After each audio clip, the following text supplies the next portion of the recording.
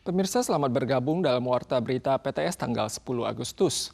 Taifun Dolphin membawa angin kencang dan hujan deras selama akhir pekan serta mengakibatkan sejumlah bencana. Taifun menerjang Provinsi Zhejiang di Tiongkok dan memicu banjir parah di sebagian wilayah Shanghai. Ribuan penerbangan dibatalkan dan lebih dari 1 juta warga telah dievakuasi. Gelombang besar terus menerjang pesisir. Taifun Dolphin yang disebut sebagai badai terkuat yang melanda Tiongkok tahun ini mendarat tanggal 9 sore di sekitar kota Yuhuan, Provinsi Zhejiang bagian timur. Angin kencang dan hujan lebat pun menyelimuti seluruh wilayah Tiongkok Timur. Jalanan di pusat kota Shanghai tergenang bak sungai menyebabkan banyak kendaraan mogok. Lebih dari 1.000 penerbangan di bandara Pudong dan Hongqiao dibatalkan menghadapi ancaman Taifun Dolphin. Zhejiang, Fujian dan Shanghai meliris peringatan banjir bandang serta mengevakuasi warga di pegunungan. Secara keseluruhan, lebih dari 1 juta warga Tiongkok Timur telah dievakuasi. 我刚刚在那个江边的时候，直接是人被风刮着走的。 Taiwan turut diterjang angin kencang dan hujan. Tanggal 8 sore, angin puting beliung yang muncul di Tamsui, New Taipei menerbangkan benda-benda ke udara dan menyebabkan sebuah pusat pelatihan tenis berantakan. Di Pelabuhan Kirong, susunan kontainer roboh diterjang angin kencang. Sementara di pusat kota, sejumlah pohon di tepi jalan ikut terdistrupsi dan tumbang melintang di tengah jalan. Kanopi yang patah membuat tangki air jatuh menimpa kendaraan di distrik Luzhou, kota New Taipei. Insiden ini merusak 5 sepeda motor dan sepeda, namun untungnya tidak ada korban yang cedera. Setelah mendarat di Zhejiang, Taifun Dolphin melemah menjadi skala ringan. Administrasi cuaca pusat mengimbau wilayah tengah dan selatan Taiwan mewaspadai hujan lebat mendadak akibat menguatnya angin barat daya, sementara kawasan tenggara berpotensi mengalami angin Fon. Tiongkok memanfaatkan tibanya Taifun Dolphin sebagai dalih untuk mengaburkan kedaulatan Taiwan. Tanggal 6 malam, Administrasi Keselamatan Maritim Tiongkok secara sepihak mengumumkan kontrol lalu lintas kapal yang berlayar di Selat Taiwan. Administrasi Patroli Pantai Taiwan dan Dewan Urusan Darat menegaskan bahwa Tiongkok tidak memiliki wewenang yurisdiksi untuk menerapkan kontrol terhadap zona perairan Taiwan. Melalui pengeras suara, Administrasi Patroli Pantai atau CGA Taiwan mengusir 4 kapal Tiongkok di perairan Kinmen pada tanggal 5. Seiring mendekatnya Taifun Dolphin, Tiongkok melancarkan taktik baru dengan mengumumkan kontrol lalu lintas secara sepihak di pintu selatan Selat Taiwan pada tanggal 6. CGA membantah keras klaim tersebut dan menegaskan bahwa Tiongkok sama sekali tidak berhak mengatur wilayah perairan di Selat Taiwan.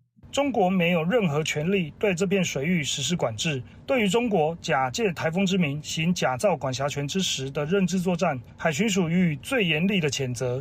Dewan Urusan Daratan atau MRC menegaskan bahwa Tiongkok tidak berhak mengatur wilayah laut Taiwan. Pernyataan Tiongkok dinilai arogan serta mengabaikan norma internasional. Pakar menganalisis aksi kapal Tiongkok yang sering melintasi batas perairan dengan dari penegakan hukum merupakan strategi untuk membentuk persepsi bahwa Selat Taiwan merupakan bagian dari perairan internal Tiongkok. 军舰的这个袭扰之外，一般所谓的战备警巡，目的都是实施所谓的内海化的一个动作。 Pakar menilai langkah Institut Amerika di Taiwan merilis video pelayaran bersama penjaga pantai AS dan Taiwan merupakan sinyal dukungan nyata terhadap keamanan maritim serta partisipasi internasional Taiwan. Oleh karena itu, pemerintah didesak terus menggarang dukungan internasional guna memperkuat penentangan terhadap upaya Tiongkok yang ingin mengaburkan kedaulatan Taiwan. Di hari ke-6, latihan militer Han Kuang wilayah sentral menggelar latihan ketahanan perkotaan pada sore ini. Selain mengeluarkan peringatan serangan udara dan menerapkan kontrol lalu lintas, otoritas juga menerapkan simulasi pembatasan kecepatan internet untuk pertama kalinya. Sementara itu, Komando Pertahanan Penghu mengerahkan tank dan artileri untuk melaksanakan latihan penembakan dengan amunisi asli. Komando Pertahanan Penghu menggelar latihan penembakan langsung untuk menunjukkan kemampuan presisi dan menangkal upaya Tiongkok untuk merebut Pulau Penghu. Sementara di Taiwan, tentara militer mensimulasikan perang kimia yang diluncurkan Tiongkok di Hualien guna menguji kesigapan pasukan. Para prajurit mengenakan masker gas untuk menyelamatkan dan mengevakuasi personel yang mengalami cedera akibat keracunan zat kimia. Tanggal 9, lembaga think tank JFSS menyelenggarakan latihan simulasi politik ekonomi yang melibatkan Taiwan, Jepang, dan Amerika Serikat. Pensiunan Laksamana Muda Angkatan Laut Amerika Mark Montgomery menekankan menjaga keamanan pelayaran merupakan hal krusial bagi kelancaran pengiriman pasokan seandainya Taiwan menghadapi ancaman blokade. Kasus 13 anak yang ditelantarkan dalam rumah kumuh dan sempit oleh orang tua mereka terjadi di desa Husi, Penghu. Sehari-harinya mereka bertahan hidup dari hasil kerja beberapa kakak dewasa mereka. Namun Dinas Sosial Pemkab Penghu menyatakan bahwa kondisi anak-anak tersebut tidak memenuhi ambang diluncurkannya intervensi perlindungan anak, sehingga pihaknya menolak untuk menampung mereka. Hal ini pun memicu kontroversi. Di balik pintu yang rusak, kondisi toilet berantakan dan dapur dipenuhi panci berbau tak sedap. Rumah bersanitasi buruk di Kabupaten Penghu ini menjadi tempat tinggal 8 anak kecil di bawah umur. Pasangan suami isteri di desa Husi dikabarkan memiliki 13 anak. Namun sang ibu kabur sejak 8 bulan lalu sambil membawa buku rekening bantuan sosial anak, sementara ayah mereka tak peduli. Kakak-kakak yang baru beranjak dewasa harus bekerja demi merawat 8 adiknya. Mereka semua terpaksa tinggal berdeksakan di ruangan sempit berukuran 13 meter persegi. 志工不要前去啦，阮船长拢传阮来边。 Masyarakat mempertanyakan sikap pemerintah yang tidak mengambil tindakan perlindungan darurat dengan dalih belum memenuhi kriteria. Padahal orang tua jelas membiarkan anak-anak hidup terantal di kondisi buruk tanpa pengasuhan yang layak.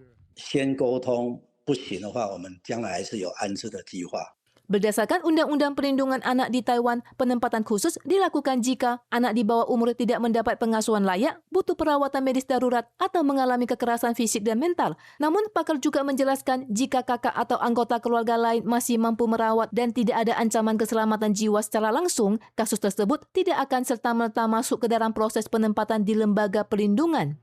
Lembaga sosial menilai penempatan paksa berisiko memisahkan keluarga. Meski menjadi garis pertahanan terakhir sistem perlindungan sosial, hal ini belum tentu menjadi solusi terbaik.